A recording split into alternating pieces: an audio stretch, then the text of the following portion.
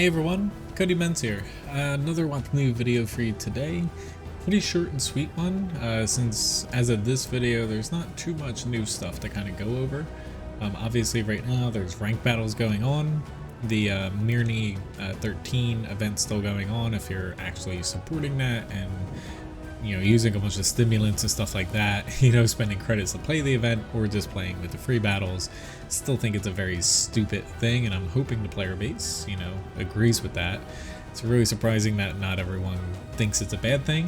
It just scares the crap out of me.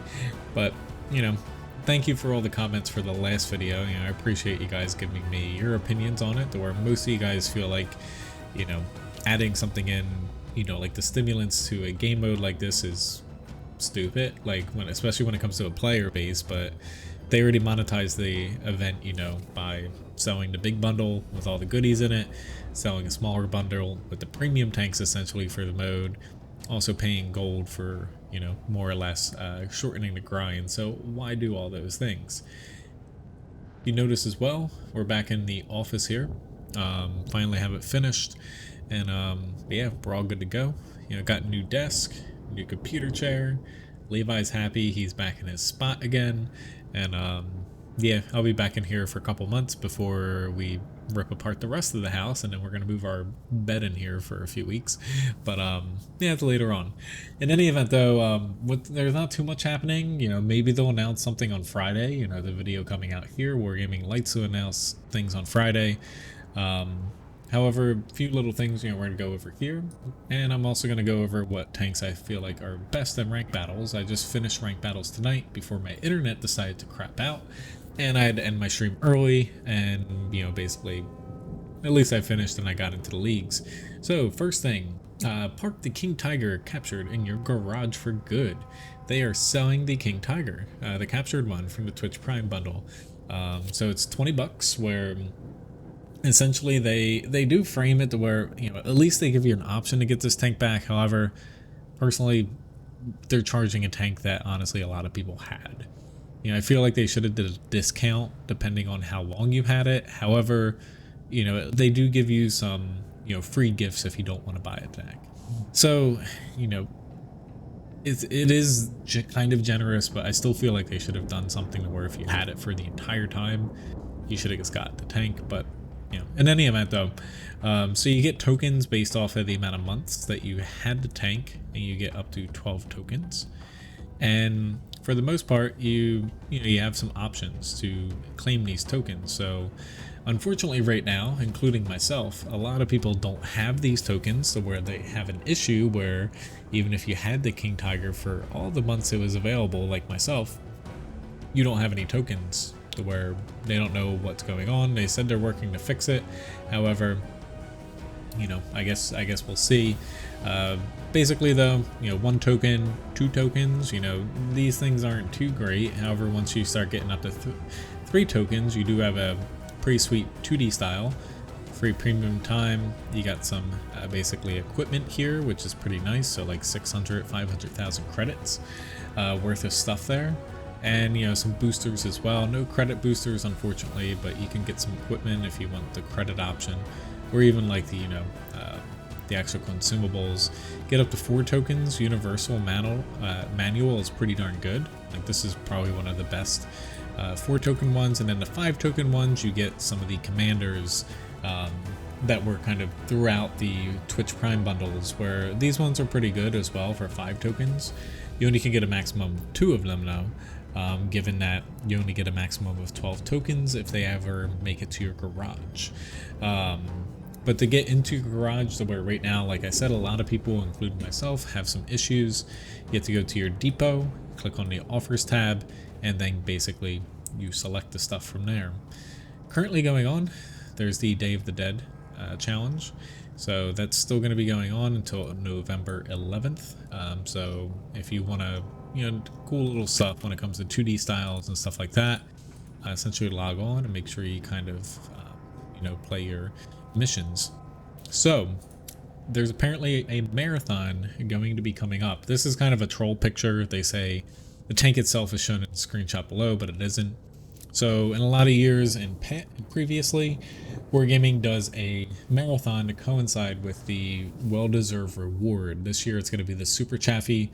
WoT Express, feels like it's going to start on November 27th, so Friday, which lines up pretty darn well. They usually start marathons on Friday, and it's going to run to December 7th for 10 days, so that 10% per essentially level discount that you can get for marathons. It makes sense. So when it comes to like which tier 8 tank it's going to be, nobody really knows. I'm assuming it's going to be the Italian heavy tank, because from what it looks like is Wargaming is going to be pushing out those Italian heavies either right afterwards, the last patch of the year, or essentially the first patch next year. So it kind of makes sense to release it then, albeit, they could release it, basically in the holiday ops boxes, or not bundles, loot boxes. Essentially, they could release it there just to drum up hype. Like otherwise, it could be like there is a tier 8 Cobra tank, a British tank, and there's some other ones floating around here. Like let me know in the comments what you guys think it will be. Not really too much info to go on here, but essentially we're gonna get a marathon to where right now, this week, we have currently the Halloween event going on, and it finishes Sunday. We have rank battles for a while now too, and then starting I believe November 16th is Steel Hunter, and essentially you're gonna have a few days, and then there's a marathon starting at the end of that week, so like Thanksgiving week. And once that ends, you're going to have holiday ops starting probably less than a week after, alongside of what probably is going to be a new patch. So there's no letting up here, for if you want to get everything from World of Tanks and playing and stuff. They're just chugging along here.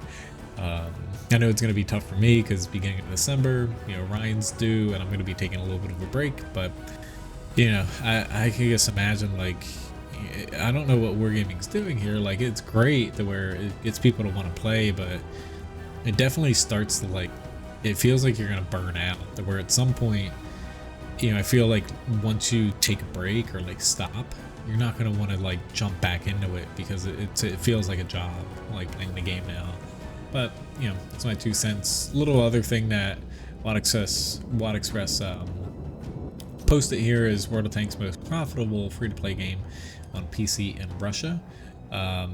So essentially, it seems like on average, one Russian player spends about 23, I guess dollars this translates to. And essentially the most profitable PC for the first half of 2020 is World of Tanks. No surprise there. A little bit of surprising though, World of Warships is number 7. I thought that was interesting. I thought that would be lower or not even on there. Otherwise, when it comes to paid PC games, you got this stuff here. However, so console games, World of Tanks is actually number 4 on console. I thought that was kind of interesting. But it's just kind of interesting to see that. So last but not least, again, keeping this kind of short and sweet, best tanks for rank battles. I did tank requests for all of this rank season. Again, you guys get to pick my tanks. I'm going to be finishing up. They get a little bit of a discount on the T100 light tank. I'm just going to go through, not that I recommend playing light tanks, but best tanks in each class. Try to keep it to what I feel like are your most solid picks. Might be more so than others in other classes and stuff.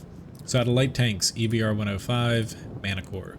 T100 light tank kind of is a third, but Manicore and EBR 105. Medium tanks, I personally like the M48, Leopard 1. I actually would skip the Russian mediums if it was me. TVP, STB1, CS63, Progetto 65 would be my top picks for mediums. Heavy tanks, so surprisingly, T110E5, E100, 277, IS7, Super Conqueror, WZ-111-5A, 60 TP, and the Kronwagen. Tank destroyers, T110E3.